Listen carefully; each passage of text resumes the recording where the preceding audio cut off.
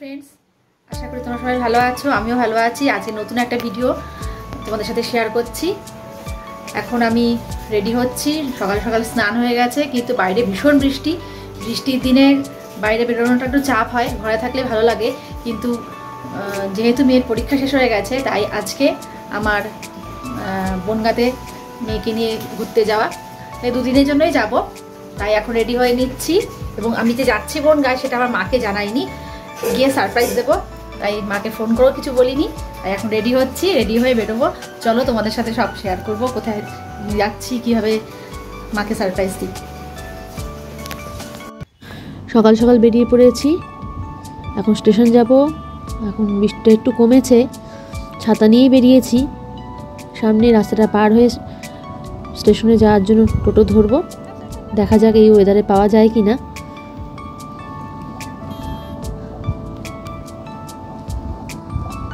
এখন টোটোতে উঠে পড়লাম, স্টেশন যাচ্ছি, ওখান থেকে ট্রেন ধরে একদম বনগাঁয়। এখান থেকে গেলে ভিজে যাবো।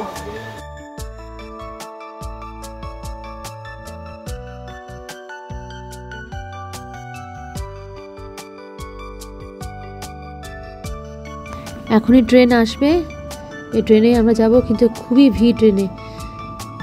এতটা রাস্তা এসেছি, অনেকগুলো স্টেশন পুরো দাঁড়িয়ে এসেছি। অনেকটা আসার পরে তবে বসার জায়গা দিলাম, প্রায় বনগাঁর কাছেই চলে এসেছি। বাইরে জানলা দিয়ে এই দৃশ্যটা দেখতে খুবই ভালো লাগে। বাইরে বৃষ্টি পড়ছে, মেঘলা আকাশ, পাশে এই ধানের জমি, পাটের জমিতে জল জমে রয়েছে, কিছুটা জায়গা সবুজ হয়ে রয়েছে, খুব ভালো লাগে। আমার তো খুবই ভালো লাগে জানলা ধারে বসে এরকম দেখতে। এসে গেছে বনগাঁ, এখন স্টেশনে নেমে এখান থেকে আমি বাড়িতে যাব। আমাদের বাড়ি এখান থেকে মোটামুটি 10 থেকে 15 মিনিট সময় লাগে। এখানে ভালোই বৃষ্টি হয়েছে, একটু আগে বোঝাই যাচ্ছে, এখনও বৃষ্টি পড়ছে অবশ্য। তা এখন বাড়িতে গিয়ে দেখি মা কি করছে। মা তো জানেই না যে আমি আজকেই যাচ্ছি।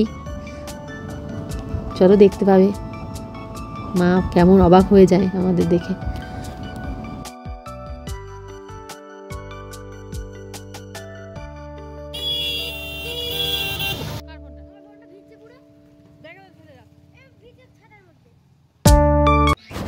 চলে এসেছি বাড়ির সামনে, রাস্তাটা পুরো পিছিল হয়ে রয়েছে। এই দেখো এসে গেছি, একদম আস্তে আস্তে দরজাটা খুলে উপরে উঠছি। বাবা তো বাইরেটাই রয়েছে মনে হচ্ছে দাঁড়িয়ে।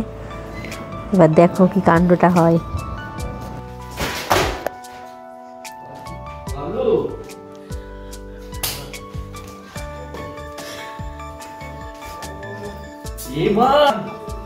দেখো কি করেছে, দেখো কে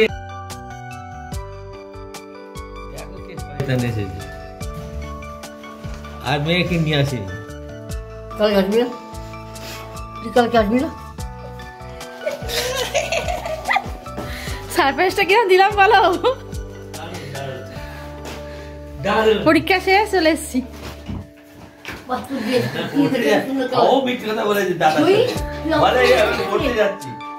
আমার সঙ্গে মিথ্যে কথা বললি, করতে যাচ্ছি প্রথমে তুই আমার সঙ্গে মিথ্যে কথা বললি, র্যান্ডম মিথ্যে কথা বলেছে, র্যান্ডম।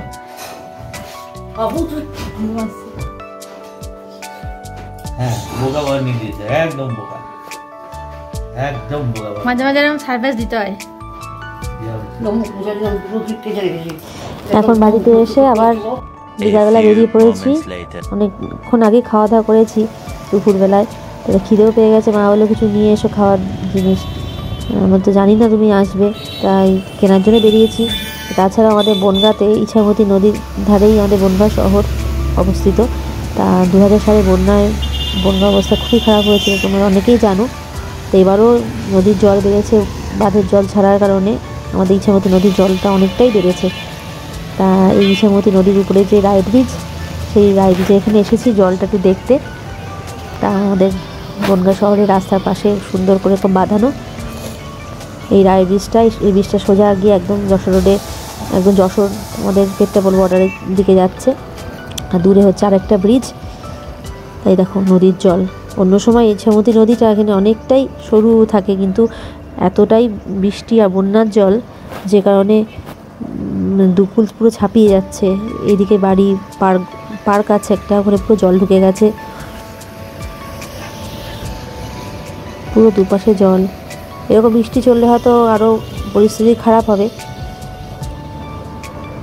দেখো অবস্থা। আর জায়গাটা খুব সুন্দর লাগে। আমরা তো আগে বিকালবেলা হলে এখানে বন্ধুদের সাথে গল্প করতে আসতাম, এখন এই সুযোগে একটু আসলাম বৃষ্টি জল দেখতে। এবার দেখো কি করতে এসেছি। আমাদের এখানে একটা খুব ভালো চপের দোকান আছে, অভিযান মোড় বলে একটা জায়গা আছে, ওখানে আলুর চপ পেঁয়াজি ভীষণ ভালো। তাই এখানে এসেছি এখন বাড়ির জন্য একটু আলুর চপ, একটু পেঁয়াজি, একটু ভেজিটেবল চপ এগুলো নেব। এই যে পেঁয়াজি মাখছে, এত ভিড় হয় মানে ভাজার সাথে সাথে পুরো শেষ হয়ে যায়। এই যে গরম গরম আলুর চপ, অনেক দিন পরে খাবো আর কি, অনেক দিন আসাও হয় না।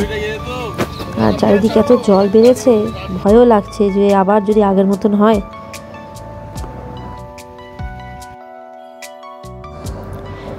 এই সামনে আমার মামার দোকান আছে, দোকানের সামনেটা দেখো কতটা জলে ভরে গেছে, আর একটু জল বাড়লেই এই দোকানের ভেতরে জল চলে যাবে।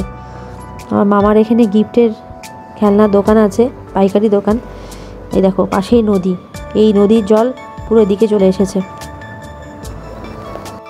এখন এসেছি আবার এখানে ওয়াও মোমোতে।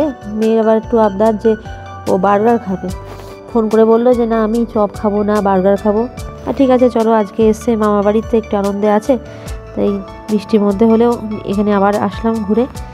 এখান থেকে একটু burger, chicken cheese burger, momo এসব একটু নেব। আমাদের এখানকার এই ওয়াও মোমোটা খুব সুন্দর, ভিতরটা ডেকোরেশন করা। অন্যদিকে খুব ভিড় থাকে, আজকে বৃষ্টি বলে সেরকম একটা আসেনি, ফাঁকা। যাই হোক, এখন এই ওয়াও মোমো আর চিকেন বার্গার নিয়ে বাড়ির দিকে রওনা হব, গিয়ে তো জমিয়ে খাওয়া দাওয়া। বৃষ্টির মধ্যে চপ নিয়ে এসেছি, দেখো গরম গরম একদম, খেয়ে দেখো।